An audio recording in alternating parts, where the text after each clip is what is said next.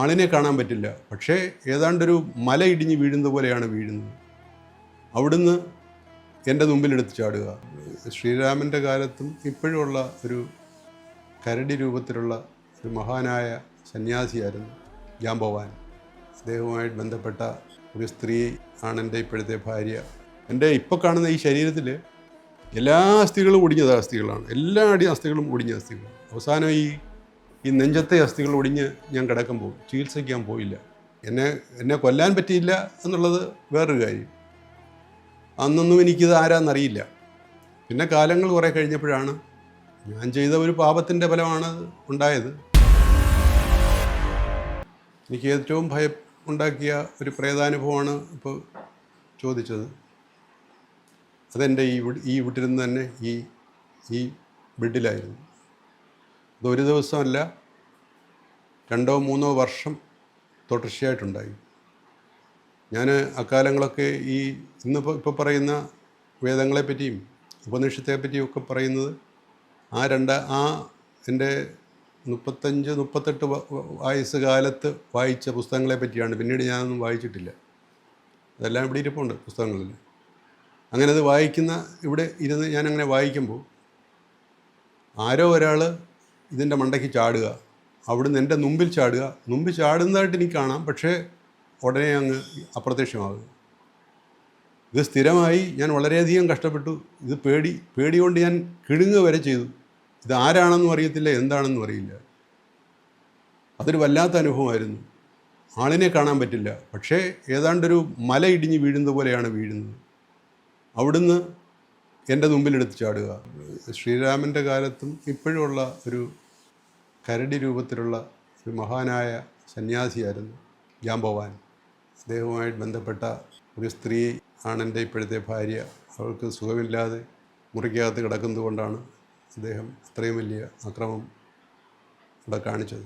അതെന്നെ വളരെ പേടിപ്പെടുത്തിയിട്ടുണ്ട്, നന്നായി പേടിപ്പെടുത്തിയിട്ടുണ്ട്. അത് ഒരു ദിവസമല്ല, 2 ദിവസമല്ല, 2-3 വർഷങ്ങളോളം അതുണ്ടായി. പിന്നെ അത് മാറ്റാനായിട്ട് മറ്റ് ചില താന്ത്രിക ക്രിയകൾ മറ്റുള്ളവരെ കൊണ്ട് ചെയ്യിക്കേണ്ടി വന്നിട്ടുണ്ട്. പക്ഷെ അത് എഫക്റ്റായി. ഇതുവരെ പിന്നെ ആ ശല്യം ഉണ്ടായിട്ടില്ല. പിന്നെ ഞാൻ പേടിച്ചത്, എൻ്റെ 2 കൈയും തളർന്നിട്ട് ഇങ്ങനെ ഇവിടെ ഞാൻ ഇരിക്കുന്ന ഭാഗത്ത് കിടക്കുകയാണ്. കാരണം കട്ടിലേക്ക് കിടക്കാൻ പറ്റില്ല. കട്ടിലേക്ക് കിടന്നാൽ തിരിയാനൊക്കെ വലിയ ബുദ്ധിമുട്ടാണ്. ഈ ഇരിക്കുന്ന ഭാഗത്ത് ഞാനൊരു പായ ഇങ്ങനെ കിടക്കുകയാണ്. അങ്ങനെ ആയി. ഒരു ദിവസം ദേഹത്തെല്ലാം വെള്ളം വീഴുന്നു. എന്താണെന്ന് നോക്കിയപ്പോൾ കുറേ തുളസിയിലയുണ്ട്, കുറേ വെള്ളമുണ്ട്. എനിക്ക് ചുറ്റും ഒരു സർക്കിൾ വരച്ചിരിക്കുന്നു. ഇതാരാണെന്നുള്ള പേടി, ഇതെന്താണ് ഈ സംഭവിച്ചെന്നുള്ള പേടി. ഞാൻ ആരെയോട്ട് കാണുന്നുമില്ല. അപ്പോൾ എനിക്ക് തോന്നി എൻ്റെ അടുത്ത് ആരോ നിപ്പുണ്ട്. എനിക്ക് നല്ല ഫീൽ ചെയ്യുന്നുണ്ട് ഒരാൾ. പക്ഷേ ആരാണെന്ന് അറിയത്തില്ല, കാണാനും പറ്റുന്നില്ല. ഒരവസ്ഥ നിങ്ങൾക്ക് തന്നെ ആലോചിച്ച് നോക്കാം എന്തായിരിക്കും. ഒരാളുടെ അടുത്ത് നിപ്പുണ്ട്, നമുക്ക് വ്യക്തമായിട്ട് അറിയാൻ പറ്റുന്നുണ്ട്, പക്ഷേ കാണാൻ പറ്റുന്നില്ല. അദ്ദേഹം എന്ത് ചെയ്യുന്നുണ്ട് അറിയാനും പറ്റുന്നില്ല. ഇതും ഒരു അതിഭീകരമായ എന്നെ വളരെയധികം വലച്ച ഒരു കാര്യമാണ്. കാരണം മിന്നിറ്റ് ലൈറ്റ് ഇടാൻ എൻ്റെ കൈ പൊങ്ങുന്നില്ല, കൈ പൊങ്ങാത്ത അവസ്ഥയിലാണ്. ഇപ്പം എന്ത് ചെയ്യണം ഇതെന്ന് പോലും അറിയത്തില്ല.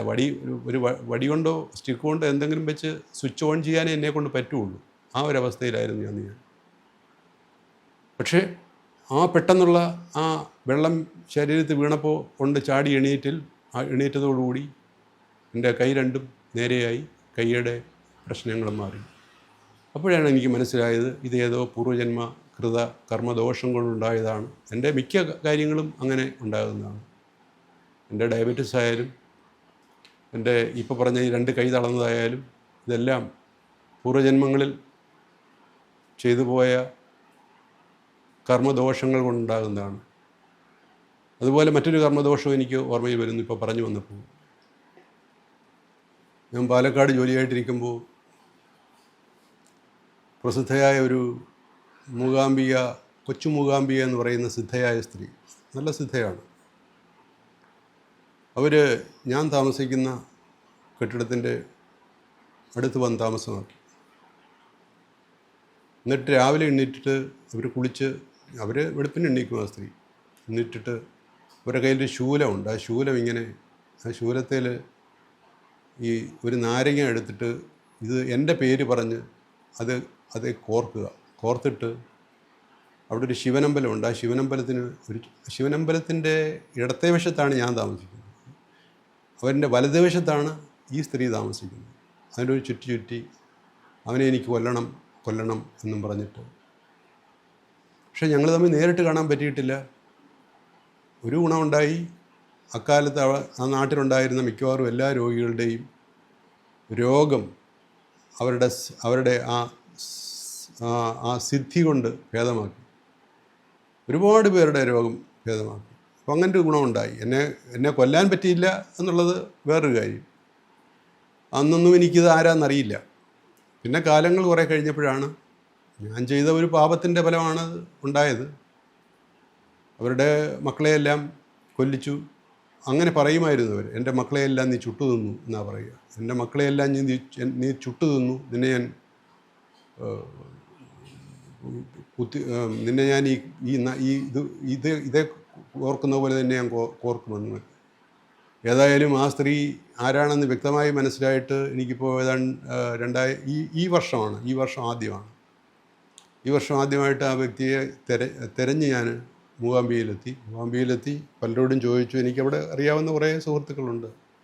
അപ്പോൾ ഞാൻ ചെല്ലുന്നതിന് 2 മാസം മുമ്പ് ഇവരുടെ 2 ശിഷ്യന്മാരും കൂടെ അംബാവനത്തിനുള്ളിൽ മരിച്ചു കിടന്ന് അഴുകി കിടക്കുന്നതായിട്ട് അറിഞ്ഞു. ഞാൻ ഇവർക്ക് കൊടുക്കാനായി കൊണ്ടുപോയ വെള്ളവസ്ത്രം മൂകാംബിക ദേവിക്ക് സമർപ്പിച്ചിട്ട് പോരുകയും ചെയ്തു. അപ്പോൾ എനിക്ക് ഇങ്ങനെ ഒരുപാട് ദുരനുഭവങ്ങളാണ് എനിക്കുണ്ടായിട്ടുള്ളത്. ദുരനുഭവങ്ങൾ ഒരുപാടുണ്ടായിട്ടുണ്ട്. ഒന്നും ഈ ജന്മത്തിൽ ഞാൻ ചെയ്തു കൂട്ടിയതല്ല. എൻ്റെ പൂർവ്വജന്മം അത് വ്യക്തമായി അറിയാൻ പറ്റും. ഒരു വീഴ്ച കഴിയുമ്പോൾ അറിയും, നീ ചെയ്തുകൊണ്ടാണ് ഈ വീണത്, ഇനി അതുണ്ടാകില്ല. എൻ്റെ വാരിയെല്ലാം ഒടിഞ്ഞ ഒരു കുഴിയിൽ വീണ്, ബൈക്കുമായിട്ട് കുഴിയിൽ വീണ്. അപ്പോൾ അന്ന് രാത്രിയിലാണ് അറിയുന്നത് ഇന്ന പാവമാണ്. നമ്മളൊക്കെ വളരെ ബഹുമാനപൂർവ്വം ആചരിക്കുന്ന ഒരു പുസ്തകത്തിൻ്റെ പേരാണ് പറഞ്ഞത്. വളരെ ബഹുമാനപൂർവ്വം ആചരിക്കുന്ന ഒരു പുസ്തകത്തിൻ്റെ പേരാണ് പറഞ്ഞത്. അത് നീ ഉപദേശിച്ചതാണ്. നീ കർമ്മത്തിന് അത്രയും അതിന് മുമ്പ് എനിക്കൊരു 100 കണക്ക് അപകടം ഉണ്ടായിട്ടുണ്ട്. ഞാൻ ബസ്സിൽ കയറിയ ബസ് മറിയും, കാറിലാണ് പോകുന്നതിൽ കാറ് മറിയും, ബൈക്കിലാണ് പോകുന്നതിൽ ബൈക്ക് മറിയും. തൊട്ടതിനെല്ലാം അപകടം. എൻ്റെ ഇപ്പോൾ കാണുന്ന ഈ ശരീരത്തിൽ എല്ലാ അസ്ഥികളും ഒടിഞ്ഞ അസ്ഥികളാണ്. എല്ലാ അസ്ഥികളും ഒടിഞ്ഞ അസ്ഥികളാണ്. അവസാനം ഈ നെഞ്ചത്തെ അസ്ഥികൾ ഒടിഞ്ഞ് ഞാൻ കിടക്കുമ്പോൾ ചികിത്സിക്കാൻ പോയില്ല, ആശുപത്രിയിൽ പോയില്ല. മരിക്കുക എന്ന് തന്നെ വിചാരിച്ചു. പക്ഷേ 2-3 ദിവസം കൊണ്ട് വേദനയും മാറി, എല്ലാം മാറുകയും ചെയ്തു. അപ്പോൾ ഇങ്ങനെയൊക്കെയുള്ള എനിക്ക് പൂർവ്വജന്മകൃതമായ ദുഷ്ചെയ്തികൾ, ഓരോ ദുഷ്ചെയ്തികളല്ല, സത്കർമ്മങ്ങളല്ല, ദുഷ്ചെയ്തികൾ കൊണ്ട് ഒരുപാട് ദുരനുഭവങ്ങൾ എൻ്റെ ഈ ശരീരം അനുഭവിച്ചിട്ടുണ്ട്. അങ്ങനെ ഇത് അറിഞ്ഞുകൊണ്ടിരിക്കുകയാണ് ഇതൊരു യോഗിക് ബോഡിയാണെന്ന് ഒരു യോഗി എന്നോട് പറയുന്നു. ഇത്രയും നശിച്ച ബോഡി ആണെന്ന് ഞാൻ കരുതിക്കൊണ്ടിരിക്കുകയാണ്. ഒരു യോഗിക് ബോഡി പറഞ്ഞപ്പോൾ എനിക്ക് അപഹാസ്യതയാണ് പറഞ്ഞ. മറ്റാരും അല്ല, ചെറിയൊരു യോഗിയല്ല പറഞ്ഞ്, ക്രിയാബാബയാണ് പറഞ്ഞത് ഈ യോഗി ബോഡിയാണെന്ന്. ഇത് യോഗി ബോഡിയാണെന്ന് എനിക്ക് തോന്നുമ്പോൾ ആദ്യം ചിരിയാണ് തോന്നിയത്. പിന്നെ ഞാൻ അദ്ദേഹത്തിൻ്റെ അടുത്ത് പോയിട്ടുമില്ല. ക്രിയാബാബയല്ല അദ്ദേഹത്തിൻ്റെ ശിഷ്യൻ്റെ അടുക്കൽ, തക്കലയുള്ള ശിഷ്യൻ്റെ അടുക്കൽ പോയിട്ടുമില്ല. അപ്പോൾ ഇങ്ങനെയുള്ള കുറേ അനുഭവങ്ങൾ, എല്ലാ അനുഭവങ്ങളുടെ പിന്നിലും എനിക്ക് കഥയുണ്ട്. പക്ഷെ ഒരു മനുഷ്യൻ്റെ അടുക്കലും ഇത് പറയാൻ പറ്റില്ല. കാരണം അപഹസിക്കും, പിന്നെ അപഹസിക്കും. അത് കേൾക്കുമ്പോൾ നമുക്കൊരു വല്ലാത്ത ഹൃദയം മൂളിച്ചുണ്ടാകും അപഹസിക്കുമ്പോൾ. ഇത്രയൊക്കെയുള്ള അനുഭവമാണ് ഞാൻ ഓർക്കുന്നത്. പിന്നെയും അനുഭവം ഉണ്ട്, കുറേയൊക്കെ അനുഭവങ്ങൾ പലതായിട്ടുണ്ട്. ഇപ്പോൾ എല്ലാം ഒന്നും ഞാൻ ഓർക്കുന്നില്ല. അനുഭവങ്ങളേ ഉള്ളൂ, ദുരനുഭവങ്ങൾ മാത്രമേ ഉള്ളൂ എൻ്റെ ജീവിതത്തിൽ. അതെല്ലാം പൂർവ്വജന്മകൃതമാണ്. അത് ഓരോ ജന്മത്തിലെയും വ്യക്തമായിട്ട് തിരിച്ചാണ് പറഞ്ഞ് എന്നെക്കൊണ്ട് ആ പൂർവ്വജന്മ കർമ്മ ഫലങ്ങൾ തീറ്റിപ്പിച്ചിട്ടുള്ളത്. വ്യക്തമായിട്ട് പറഞ്ഞാണ് എന്നെ കൊണ്ട് തീറ്റിപ്പിച്ചിട്ടുള്ളത്. അതെല്ലാം ഞാൻ ചിരിച്ചുകൊണ്ട് തന്നെ സ്വീകരിച്ചു. ഇന്നും അനുഭവിക്കുന്നു, ഇനിയും അനുഭവിക്കാനുണ്ടാവും.